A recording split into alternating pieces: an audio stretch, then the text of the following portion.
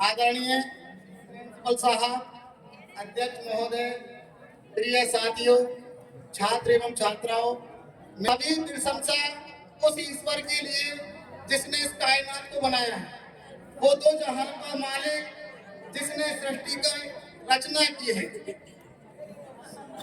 तारीफ उस रब की जिसने हमें इंसान बनने का मौका दिया, वरना हो सकता है हम कोई जलीय जीव बन जाते, हो सकता है हम कोई पशु बन जाते, हो सकता है हम कोई शैतान बन जाते, लेकिन ये अल्लाह का बहुत बड़ा कर्म है कि हमें इंसान बनाए और इंसान बनाकर हमें इस सृष्टि पे यानी बहुत सारी रंगीनियों का आनंद लेने के लिए और यहाँ पर उसकी इबादत के लिए हमें पैदा किया है। अल्लाह से मेरी ये दुआ है कि हम सब यहाँ पर जो बैठे हुए हैं, मतलब जब भी कोई काम करें बड़ी ईमानदारी से करें, बड़ी श्रेष्ठता से करें।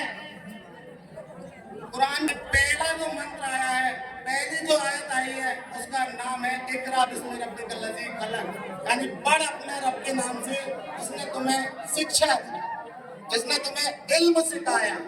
तो शिक्षा वो शेरनी का दूध है जो जितना पिएगा उतना धाड़ेगा, ये डॉक्टर भीमराव अम्बेडकर का कहना है।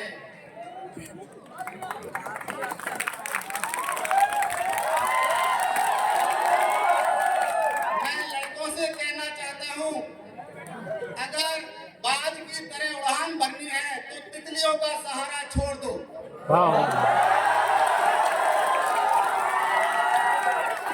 और मैं लड़कियों से भी ये कहना चाहता हूँ कि अगर तुम्हारी जिंदगी में 75 आएंगे, 75 जाएंगे, लेकिन सबसे ज्यादा वफादार वो होगा, वो जीवन साथी होगा जिसे पापा खोज के लाएंगे।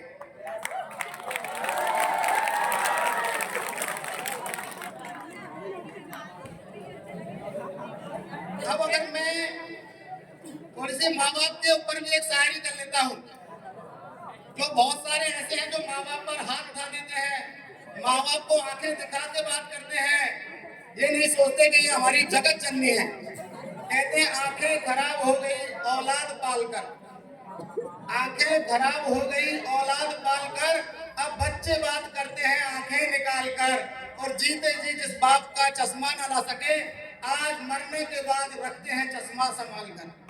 इसलिए मैं चाहता हूँ कि हर शिक्षार्थी यानी अपने माँ बाप की रेस्पेक्ट करे। एक और शायरी कर देता हूँ आपके लिए, अगर आप इच्छुक हैं शायरी में। अमीरों और गरीबों में बात करना का होता है,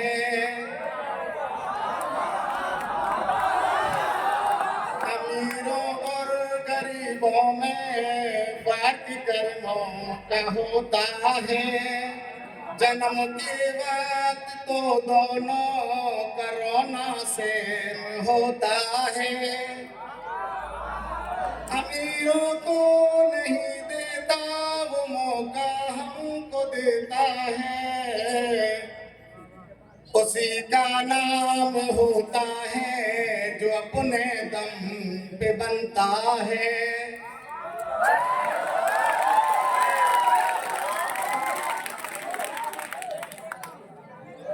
मेरा ये कहना है कि हर इंसान मतलबी होता है, इस दुनिया के अंदर हर इंसान मतलबी होता है, लेकिन एक शिक्षक है जो मतलब परस्त नहीं होता है। हर डॉक्टर ये चाहता है कि ज्यादा से ज्यादा पब्लिक बीमार पड़े, हर पुलिस ये चाहती है कि ज्यादा से ज्यादा मुजरिम बने, हर वकील ये चाहता है ज्यादा से ज्यादा झगड़ालू बने ताकि उसके पास केस आए, हर ठेके वाला ये चाहता है कि ज्यादा से ज्यादा शराबी बने, लेकिन एक शिक्षक ये है जो आपका हित चाहता है, आपको कहने वाला जीवन जीने के तरीके सिखाता है, आपका सर्वांगीण विकास करने की कोशिश करता है। मैं आपको एक जंगल का राजा जो शेर होता है उसकी हैसियत बताता हूँ, उसको जंगल का राजा क्यों कहा जाता है। जबकि दौड़ने की बात करी जाए तो हिरण से तेज कोई नहीं दौड़ता है जंगल में। अगर बात करी जाए ऊंचाई की तो जिराफ से ज्यादा ऊंचा कोई नहीं है जंगल के अंदर। और अगर बात करी जाए विशालता की तो हाथी से बड़ा कोई नहीं है जंगल के अंदर। लेकिन फिर भी जंगल का राजा शेर कहलाता है। उसकी मेन वजह होती है कि उसका टारगेट 100% होता है, यानी वो अपना 100% देता है। जो भी उसका लक्ष्य होता है उसमें अपना 100% देने की क्या करता है, कोशिश करता है। इसलिए आप भी अपना टारगेट बनाइए, जो भी मिशन आपने बनाया है उसको भरपूर तरीके से उसका प्रयास करिए, अच्छी लगन के साथ। और मैं तो यही कहना चाहता हूं कि आप जहां भी रहें, जिस जगह पर रहें, यानी बड़ी ईमानदारी के साथ कार्य करें। डॉक्टर बने, इंजीनियर बने, पुलिस इंस्पेक्टर बने, लेकिन अपने काम को अंजाम जो है वो बड़ी ईमानदारी के साथ दें। और मैं आपको एक बात और बता देता हूँ, तू हिंदू बनेगा न मुसलमान बनेगा, इंसान की औलाद है इंसान बनेगा।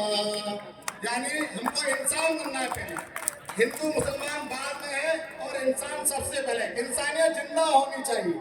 और उसके बाद कुछ रोमांस, एक छोटी सी शायरी कर देता हूँ जो देशभक्ति भी है और आपके लिए थोड़ी सी अच्छी भी लगेगी। अच्छी लगती है तो ताली बजा दो। क्यों मरते हो यारो सनम के लिए, अरे क्यों मरते हो यारो सनम के लिए, अरे दुपट्टा भी नहीं देगी कफन के लिए। अरे मरना है तो मरो अपने वतन के लिए, कम से कम तिरंगा तो मिलेगा कफन के लिए। और इसी के साथ मैं अपना वक्त को विराम देना चाहता हूँ।